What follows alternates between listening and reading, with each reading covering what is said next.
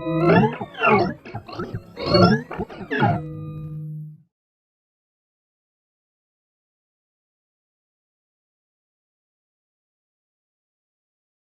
name is Soledad Gutierrez, and I'm curator at TVA 21, and also I'm producing like this week episode of A Stage, the short name for the streaming age.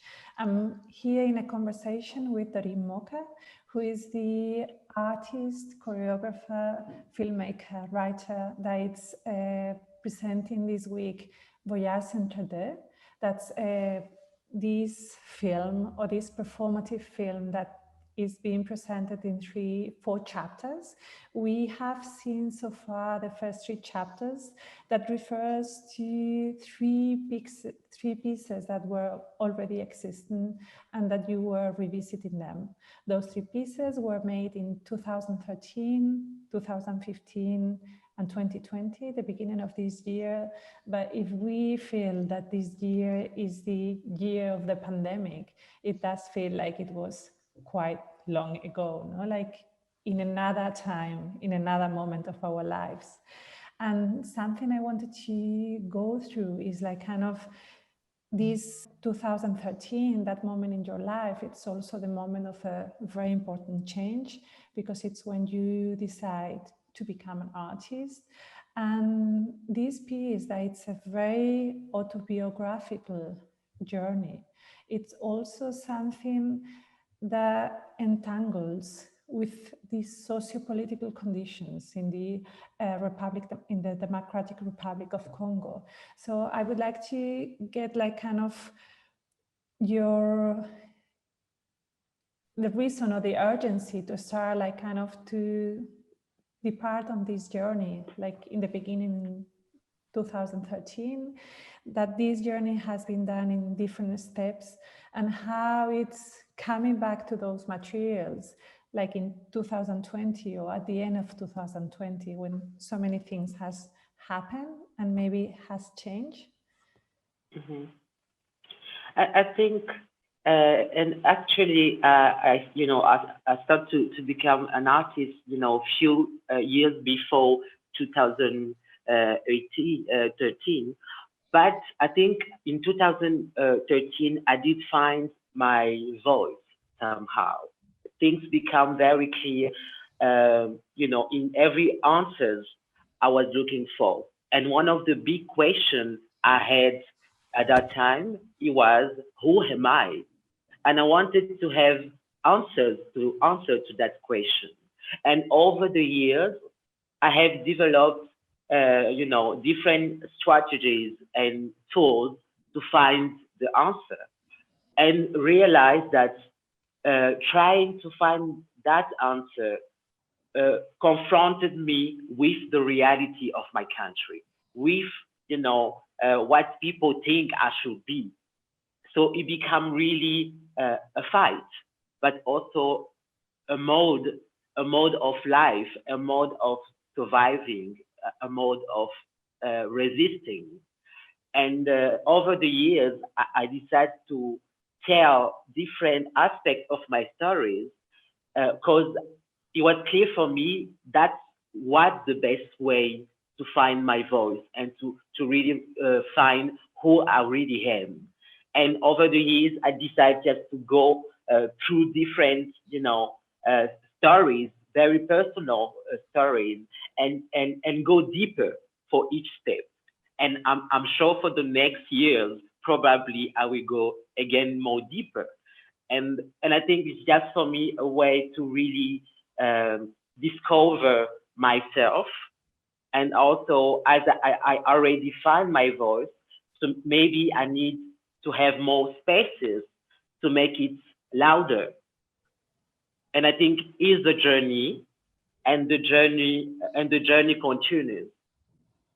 Okay, because one of the first elements, and I think this comes from chapter 1, no? It's like kind of, and it's very much connected with what you were saying about your voice, that also could be your body, you know, because this is part of everything. Starts with a performance and with a piece of dance, and it's been taking like different shapes and different formalizations till the one we are watching now on a stage. But something that to me has been really relevant with, and in the process of thinking the piece, there is like kind of this raising awareness about the homophobic situation in the Democratic Republic of Congo, but also I think it's really important, like kind of when the right to be a citizen, no, that's a quote, that's a sentence you take from Faustin Liankula, that it's also a choreographer, and you speak. And that's the first decision, and that's the first statement, no? Like kind of, I want to be an artist, and the artists to be considered as citizens. And that's something that it's also important, connected to what you were saying about finding your language, finding your voice and your way of saying. Yes, I think for me, to be an artist and creating beautiful things is not enough. And being an artist also means to be a responsible citizen, and that comes along with responsibilities and be able to see things and say and and react and do something, and that could be singing a beautiful song, but dealing with that issue that is really important to to be heard. And at the same time, I use art and dancing and singing as my own therapy. But I think at the same time, it also helps to, creating spaces where other voices can be heard, or where I can be a voice for voiceless.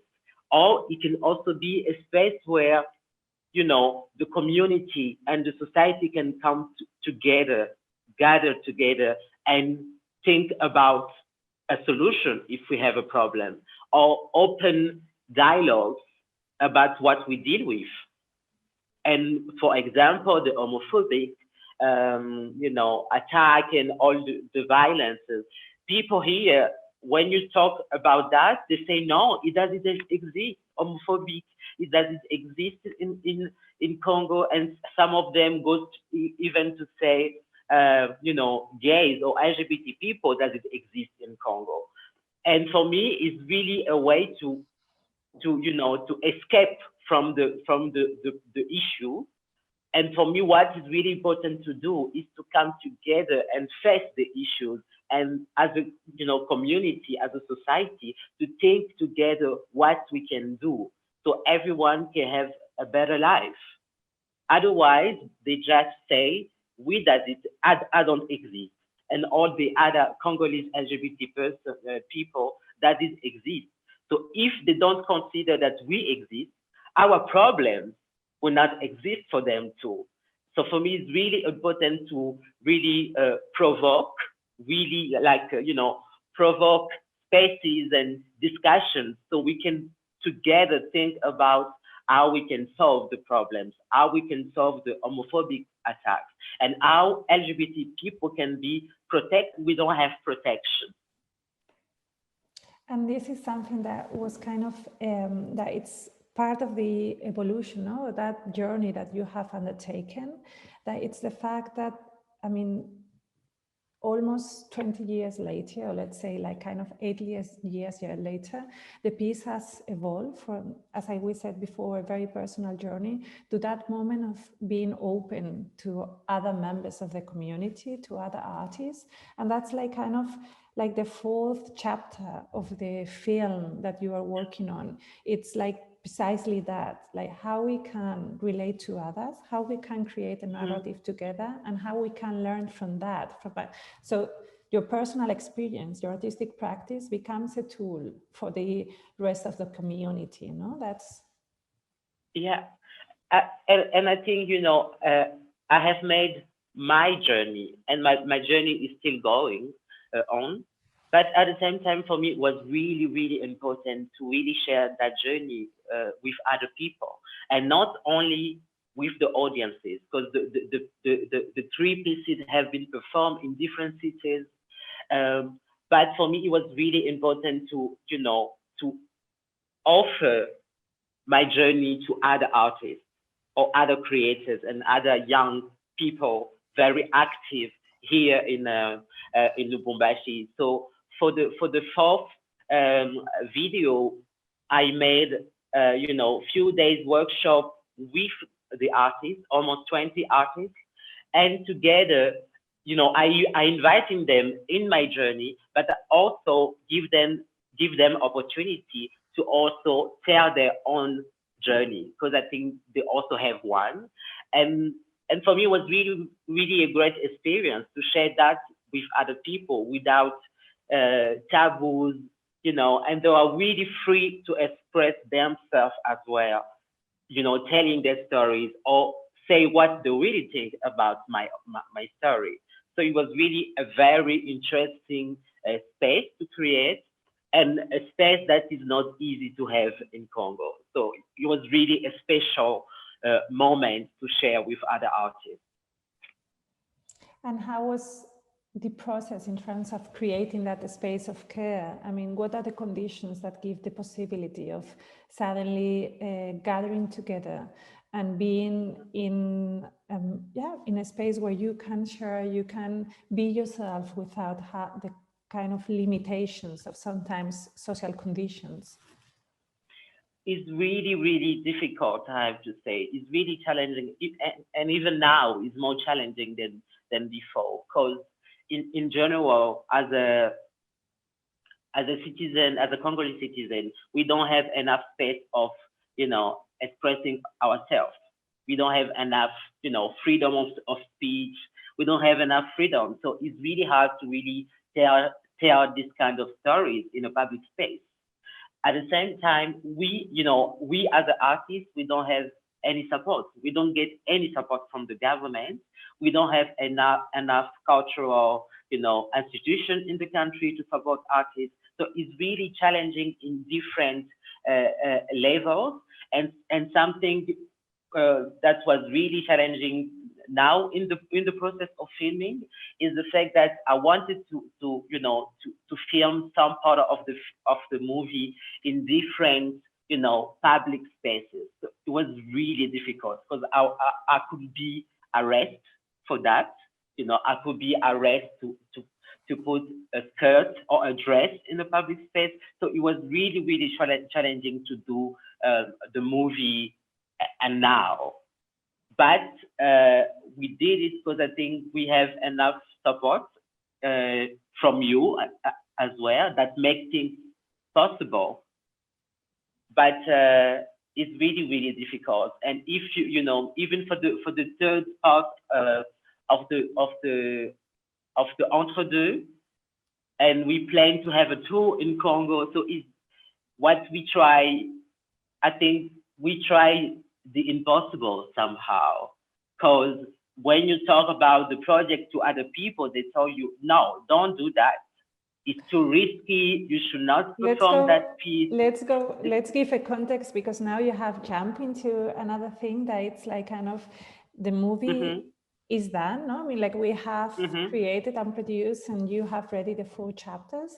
And this workshop experience we were talking about before, like kind of that fits, and it's part of the 4th chapter will be, or it's a prototype of what you would like to do with a tour. That's what you are proposing, and you are inviting, and will be part of the call to action associated to this episode. And that call to action is precisely to support that, no? Like the possibility of touring testament or voyage entre deux throughout a certain area of Congo, and kind of making possible these kind of encounters, these kind of gatherings. So maybe we can go back to that impossible idea of working through these subjects, like kind of in different locations with different people, like through a tour, and doing the performance afterwards, no? Yeah, I think that the two project of Testament is really a big project, and it's really challenging. because for the tour you have 4 performances dates, and you also have 4 workshops, dance workshops with almost 60 dancers, and you also a talk, 4 talks with 60 LGBT activists in the 4 cities, in the different 4 cities of the country. So it's really an important project. And of course, people are really, saying to me, you should not do that. It's really risky and it's too big, and you will not have enough support in the country to do so. But we really want, I really want to do that. So for me, I think it's really important to not only fight, but also have spaces where it's possible to talk about those issues. So we really need, support for everyone to make it possible. Because as I was saying earlier, we don't have any support from our government. We don't have enough local, support from institutions. So it's really, really difficult to have spaces, to have venues, to have, money for artists. But let's fight. I will not give up. So help me to continue my fight and make it possible. And connected with that, there is, even though it's really tough and it's really hard, I would say, like, kind of going through the project and with the different branches of it, we have got in contact with many people that it's like kind of part of that activist movement, within the LGBT plus community. That, for example, Skali Kepna, that he's doing the podcast that will be presented also next week. He's a very important part of that community. So I would say, like, even you are facing like one of the toughest situations, you are also creating a net of support, And how does it feel? Like, how does it feel within different, like, kind of an underground level would say that shouldn't be like that, but it's like sometimes hidden, and then the official life, Yeah, I think something is really, important that will be realized for the LGBT community, that we need to have connections between us, to know each other, to know what every of us do. And actually, with Skali, I have known Skali for a few years, and now we even have a WhatsApp group for LGBT community in the country, just to be able to share, issues we have and reflect together about the solutions. And I think it really is something that we need, because people are ready to make us disappear. So we need to have, spaces or virtual spaces where we can still exist, even just between us. So I think, it was really great to invite, a very important member of the LGBT activists to really tell from his side, the situation we have in the country. And I'm just, proud to be part of that fight, and journey, because I think it's also a journey, for all the LGBT people in Congo. And how or what has changed? Like, kind of, going back, revisiting the materials when you started, like 2013, maybe 2018, like the second part of Voyage Entre Deux, that is the letter to goods. Are there many things that have changed? It's like kind of within the country, in your personal situation, how does it feel like when you go back to those materials and you start like kind of reviewing it in order to make them present or to bring them to the present? What has changed? I think a lot of things have changed, because, by example, in 2013, I had to take a decision to continue being an artist or becoming a lawyer. And now I'm an artist. And by example, for that part of the story, now I feel the proud to have made that decision and go for it and fight to stay an artist. So I had pride, I feel really proud for that. But there is also other parts that I didn't want to see it again, actually. As for the letter to Goose, the second part is really, really hard to watch the videos and hear the letter I have brought to him. And so it was really, really difficult and really, really hard for me. And in the editing process, there is some days where I just start crying by watching those parts. But at the end, I was really happy to work again on those materials, because it's really a therapy for me. And crying, laughing, singing really helped a lot for me.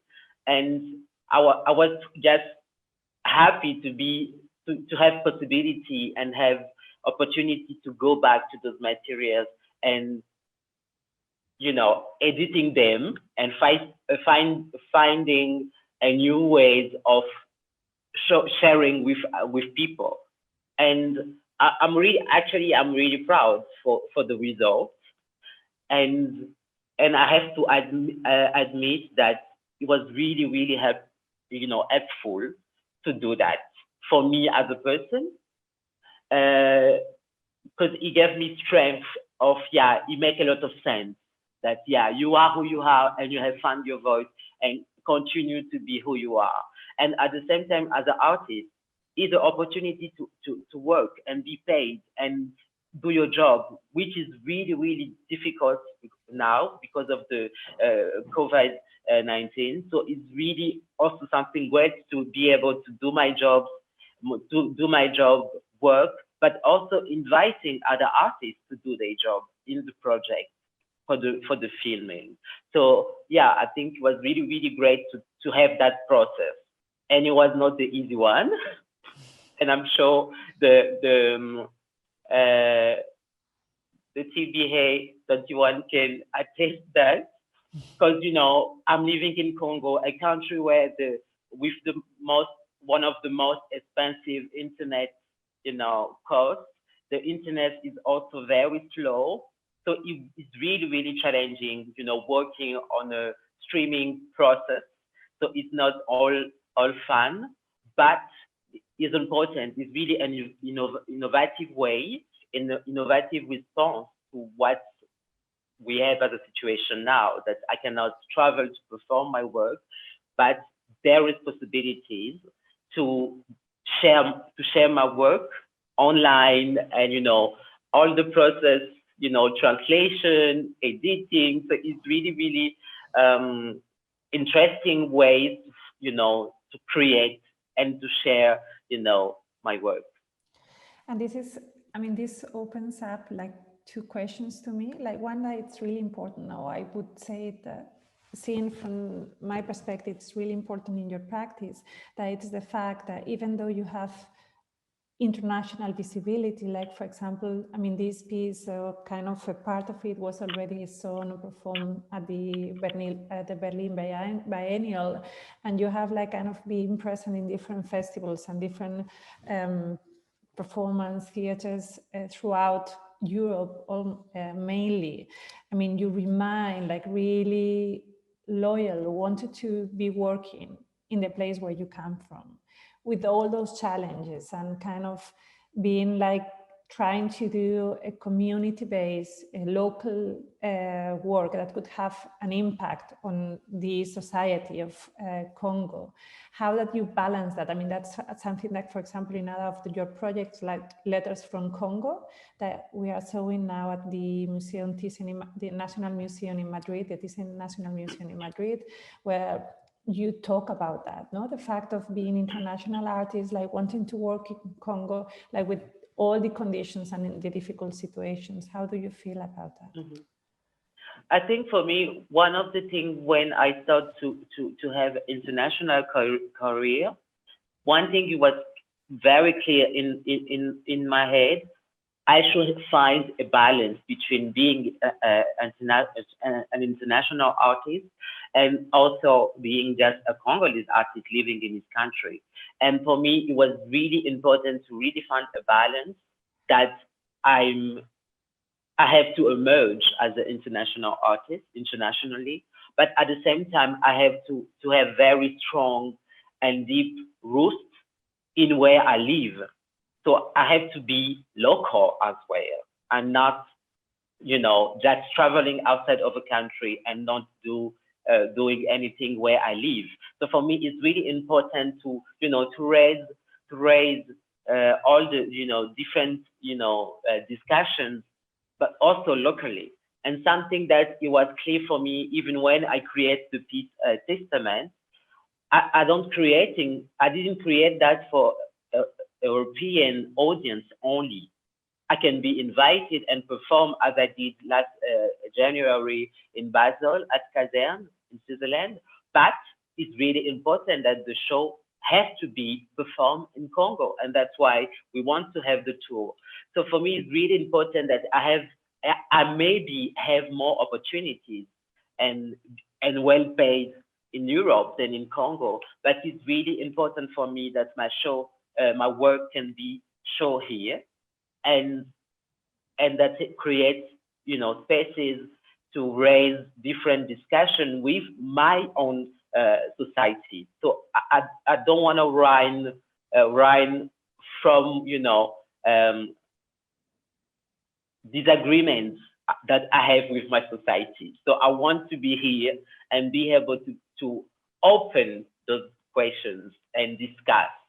And for me, that is really, really important. And also one last thing is, I think for me, it's also important to be here and share my own experience. By example, by doing workshops with other artists and share my experience, hoping that it's gonna also help them, and also inspire other people, inspire other artists, inspire other LGBT person, and hoping that my life and my work can say to them it's possible, because they keep saying to us, as a Congolese or as an artist, you will never live by dancing. You will never live here as an LGBT person and be happy. You cannot be happy. And for me, I want to say to them, by using my own life as a testament, uh, as a testimony, that no, it's possible. We can do it.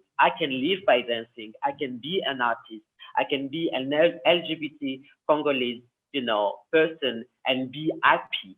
And for me, that is really important. And finding that balance, it's for me a priority.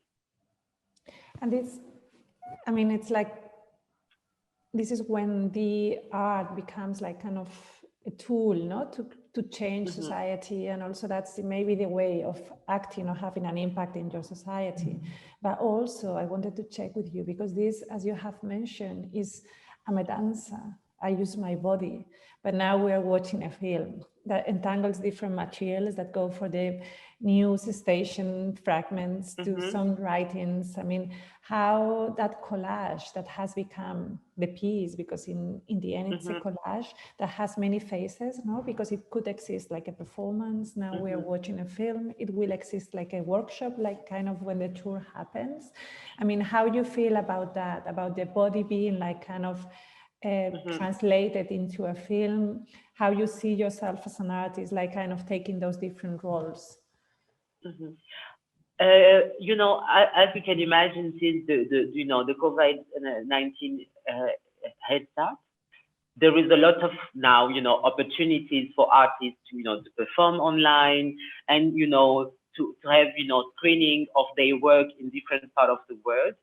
And I have to admit that there is a lot of opportunities that have been proposed to me that I had to refuse, because I'm, first of all, I'm a dancer and I am a live performing artist. So for me, it's really important to be on stage and have a very, connection with the audience. So, but at the same time, I'm very interested by the filming and the movies, because I also had collaboration in that kind of process. But today I refuse to, to screen a performance that I did. For example, I perform in Lubumbashi. We have a video, and then it's screened somewhere in the world. For me, I'm not really interested by that process. What I'm really interested in is, for example, what we just did for the movie. That first, I'm part of the process. So I have I still have my power as an artist to edit everything and decide how I want things to be done and to be presented.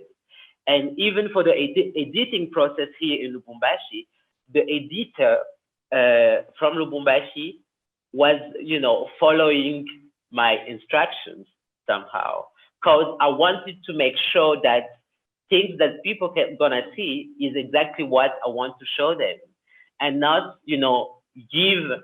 I don't want to give away my power as an artist. Maybe is the best way to say that. And I want to have that power. And it's the same thing for example. I use a lot of social media, and I share a lot of information with people.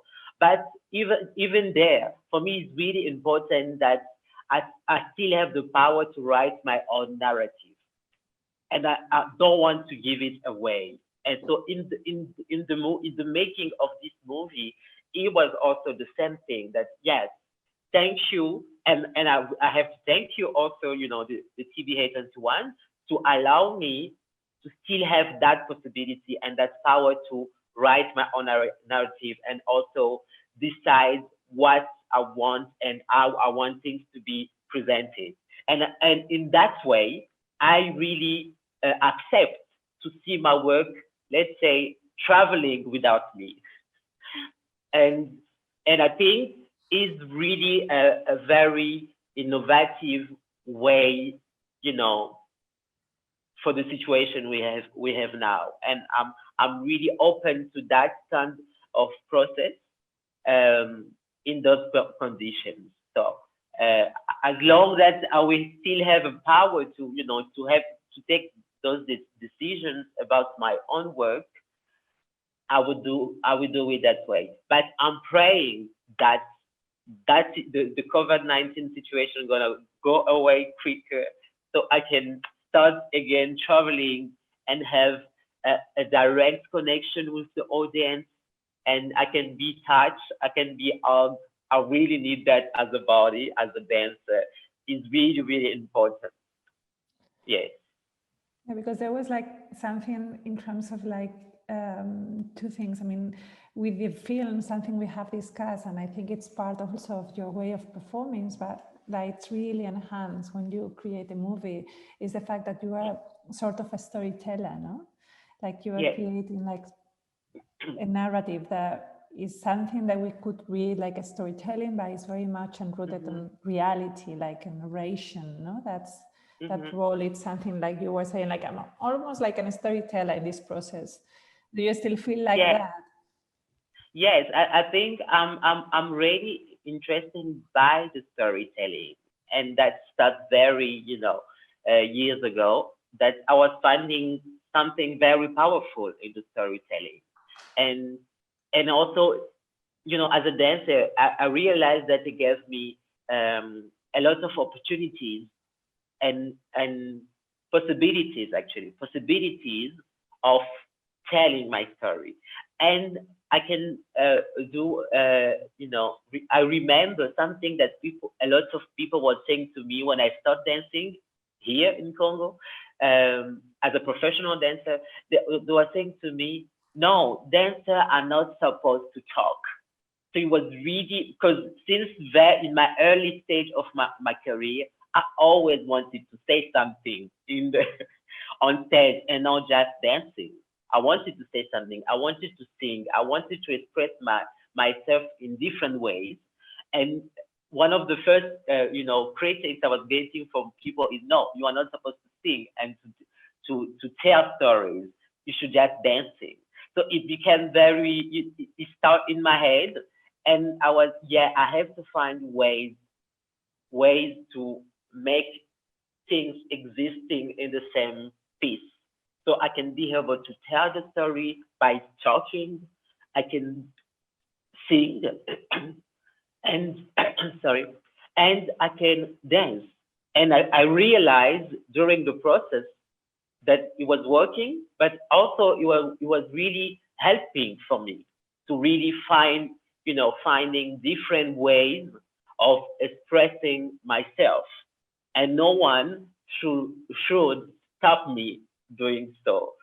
And and for me, in the process of different pieces I have made before, the only thing I do actually is just being in the space and just trying things, screaming, singing, dancing, and then see if it makes sense for me and it makes sense for my body. Because I feel, I think I'm a choreographer who thinks the body is more intelligent than our head, and and what the body wants or needs is a space where you can just let him express himself. And for me, it's something that I want to do, as a dancer, as a body, just to be in a space, and I can allow my body to express itself, because he have experiences, he remember things that I tried to forget because it was really hard for me. And for me, it's really important to be able to, you know, to express myself in different ways and tell stories. I think it's really a powerful way of expressing ourselves. And for me, in the process as an artist, in the creation process, I really want to, to do that way. Even if I don't present myself as a storyteller, but I do storytelling, and I think it's really, really a good process for me as a person, as an artist, and also as a citizen. That's, and just like two last questions, maybe, like as you are talking about the citizen, I mean, once you open the process and once this personal journey is shared, it becomes like almost like an open text, no, that could be taken and could be embodied for the people that participate, the people that take part in it, and on one hand trigger a personal process and also be read from the community process. Is that something you kind of consider as part of the whole process, and there will be like a second revisiting of the, or third revisiting of the piece? You foresee like a possibility? Yeah, I think for the journey entre deux, I have to say, even when we present, or when we present the third part of entre deux, we said is the last piece, but you realize in the process that is still a journey that is still going on. And for me, even if the next piece gonna have another title, another topic, for me, it's still my journey that I do. And I had decided to become an artist and remain an artist, because I want to continue my story, my journey. And that journey can be called Entre deux, or can be called another title, but after 10 years, 20 years, or until I will have 60 and not be able to jump, I will still be able to say, yeah, I'm still, making my journey. And for me, it's really important that I want to stay loyal, and faithful to my journey until my death. And I want to be, breathing my last hair and being proud of all the journeys I have made until that point. And I will be happy if it happened that way. So for me, it's really important that I do that journey for myself, because it's really, really a therapy for me. That I cannot go, to preachers here to help me, because they will just, trying to, to break me actually. So for me, art is my therapy, is my daughter, my doctor, Yeah. is my yes, and he helped me a lot. But at the same time, I realized by trying to cure myself, to heal myself, it opens spaces where other people's voice can be heard, and I can use my voice to to tell also their stories as well. So for me, it's really important in that the different levels of that. And there is one thing, I don't think if I remember the English words for that, but in French is plaidoyer. And for me, doing my work and performing in Congo or in other part of the world, what I want also to do is to make people be aware, be aware of the situation that's happening here. And also, by example, for Congo, I want to use my, all the opportunities of performing to make, let's say, to address the issue to politicians, actually, to Congolese politicians. I say to them, there is problem here, and we have to find a solution. Don't try to make a bill against LGBT people. So for me, it's really also a space where I can talk to people in power and say to them, don't erase us. We are still here. We're still living, and we need to be protected. We need to be happy as well. So yeah, I think I also use my art to do so.